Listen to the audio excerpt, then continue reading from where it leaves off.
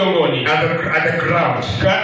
Katika mchanga. Hallelujah. Hallelujah. And then na kisha you have never repented. Haujawahi tubu. And then you come to get born again. Kisha ukuja na uokoke. You have not repented. Hujatubia dhambi hiyo. You have never taken it serious. Hujaiwahi chukulitia maanani. Unasema bila niliombeshwa toba, hata vile nilionyesha toba, I now became new creature. Sasa nimefanyika kiumbe kipya. Hallelujah. Hallelujah. That was the door to prepare you. Huo ndio ulikuwa mlango wa kukuandaa. Bwana Yesu asifiwe. Bwana Yesu asifiwe. Now the Lord says, Bwana anasema, be careful. Makinika. When you need them, there is somebody accusing you. Wakati unapiga magoti kunaye mtu anayekuhukumu. Are you aware that child you killed, the Lord had already given him or her a name already? Je, unajua yule ambaye ulimuua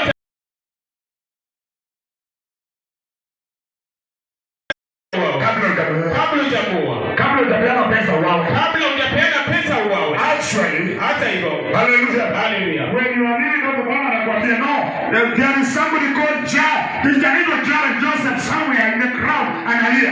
Ya kwamba unapokutika chini na kwanza kwamba kuna Mungu anaanza kukutajia majina.